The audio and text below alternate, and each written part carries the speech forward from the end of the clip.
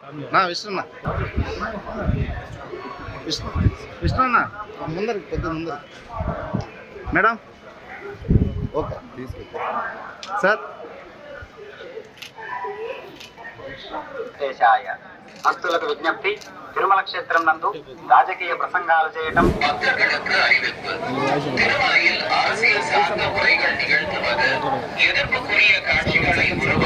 దర్శనం బాగా జరిగింది.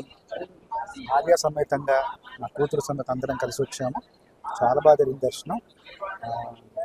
తిరుపతిలో ఒక తిరుచానూరులో ఒక స్కూల్ కార్యక్రమానికి వచ్చాం. ఎడిఫై అనే స్కూల్కి వచ్చాం.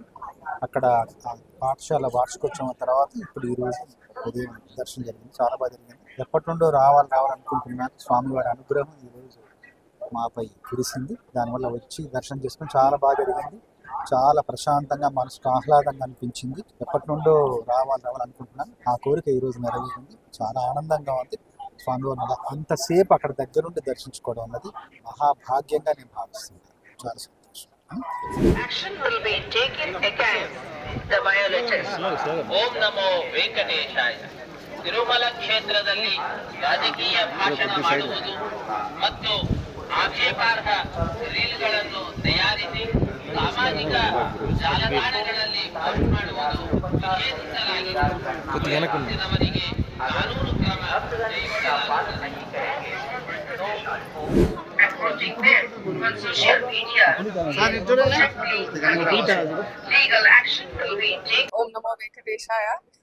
ప్రతిసారి తిరుమలకి వచ్చినప్పుడు ఏడుకొండలవాడ వెంకటరమణ గోవింద అని మనసారా పిలుస్తూ భక్తుల దైవ జయనాదాల నడుమ ఒక అలౌకికమైన ఆనందానుభూతి కలుగుతోంది.